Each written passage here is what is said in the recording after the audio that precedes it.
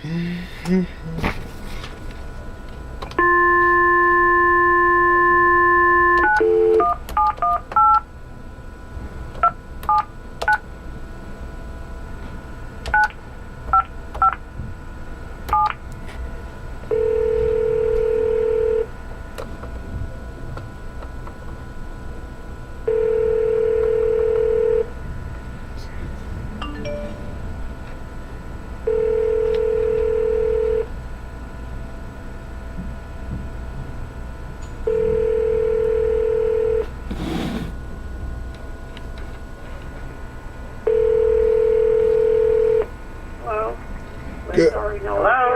Good evening. Is this Mr. Konigsberg? Yes.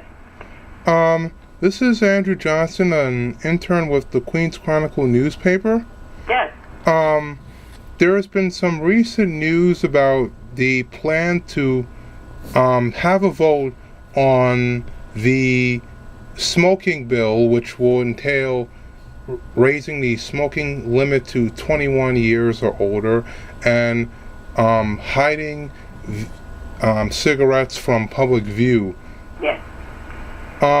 Can you explain a little bit what makes this issue so important to you and why you have been so passionate about the issue? Sure. The tobacco industry targets youth and teens to initiate smoking. They're very vulnerable at that age. I know when I was that age, I thought I was invincible, and a lot of kids, even though they may hear something about smoking, about the health effects, it's sort of, that's way, when they're older, that's not going to affect them. And they start smoking because they see their peers smoke. And once they get addicted, it's a very tough situation for them. So I think it's very important that the minimum age be raised to 21. When they're 18, or when the current 18 years old, 16 or 17-year-old kids, if they're not able to buy it themselves, they can get a friend who probably is like maybe 18 or so, and they can buy it legally, and then they give it to them. If you raise it to 21, your 16 or 17-year-old, they're probably not going to be friendly or hang out with kids that are, they're no longer kids, they're adults who are 21 or older. They're involved in a whole other, they're in college probably, or they're working full-time. It's a lot different in that age group.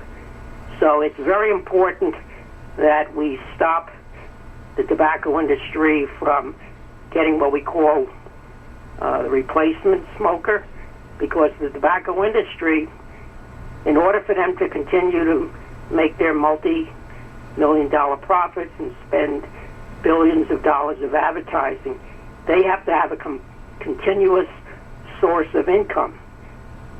If people are smoking, either they will stop smoking or they will die, because it's a tremendous effect, a health effect on people. So they need to get replacement smokers. They need to get, and the only ones that'll really start are people under the, and teenagers or in the very young 20s. Once they get to past that, they realize that that's a stupid thing to start. Okay, so there's also a third bill. It's which is part of that. I was at the May 2nd public hearing, and also at the introduction at QGH a couple of months earlier, when Mayor Bloomberg and Commissioner Farley were there. And the third thing is the minimum purchase price.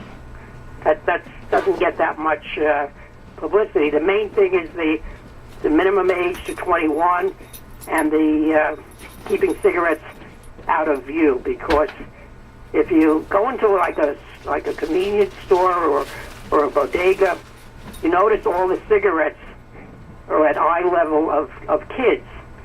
So when they go in to buy their candy, not only are they seeing candy, they're seeing cigarettes. So out of sight, out of mind.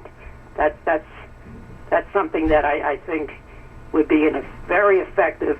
If we pass it here in New York City, it'll set the trend for around the country. And if you want a little more background on this, some history, there was the village of Haverstraw up the Hudson River. They actually passed a display ban for tobacco. It was the first one that was ever passed. But the tobacco industry went and brought all their lawyers and took out a lawsuit against them, and they basically told them, we'll run you out of business. You know, you're not going to have enough money in the village to defend the cost that it's going to be to defend their law. So they actually stepped down. They rescinded the law very reluctantly, but they realized that they could not afford. New York City will probably have a lawsuit, but I think the finances of New York are a little bit more adept than the village of Haverstraw. Okay. Were you ever a smoker? No, and I haven't. I've never smoked. I have severe pulmonary issues. I can't be around smoke. You know any? Did you have any friends at one point that did? Oh yeah, quite a few of my friends smoked tobacco and other substances. Okay. Thank you very much for your comment on this story. My wife actually, before we got married, when she became my girlfriend and fiance, she smoked and knew what I felt about it, and caught her one day. I came over unexpectedly early and happened to find that she had put a cigarette butt in the toilet, didn't flush. I found it, and from that day on, she had to make a decision: want me or want to smoke. So she's never smoked since. Okay, thank you. And I I'm very, as you said, I'm very passionate on this. That's the laws that are on the book. That's trying to become law now. I am working on a policy change for smoke-free housing. Multiple housing. And I live in Bay Terrace, and we have very high dense apartments, and that's not progressing as well as I would have liked it to. And for 5 years I've been working to get my co-op where I live, and I'm on the board of the co-op that I live, and I am hitting a stone wall.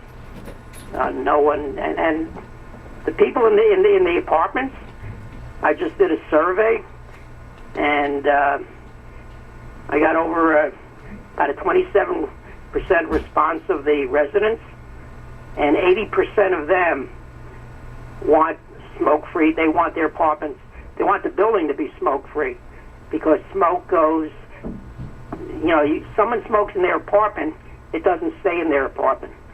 It goes under the doors, out the windows, it goes through crevices, the plumbing fixtures, electric outlets, little door openings. It goes throughout the building, and more so to the apartments adjacent to them and above them. So that's I mentioned that right now in New York City and New York State, you can go to work, you can go to eat, you can go to basically shopping, any public place, and have the law protect you from secondhand smoke, being exposed to it. But when you live in your own apartment and you spend most of your time in your apartment, you sleep in your apartment, you eat, there's no protection. There's no way to prevent secondhand smoke from coming into your smoke-free apartment. And I think that's something that the public, society in general, needs to come to grips with and realize, why is it that we can't have the same protections when we go into public places as you can do in your own apartment? So, Okay, thank you very much, sir. you're for welcome. your And you comment. said you were with the Chronicle? Yeah, intern Oh, with the Queen's okay. Chronicle. Thank Say hello to Liz, if you would. Say hello to Liz. Yeah, Liz Rhodes. All right, Liz Rhodes. Okay. Yeah. All righty. All right, thank you very much. You're welcome, sir. Bye-bye now.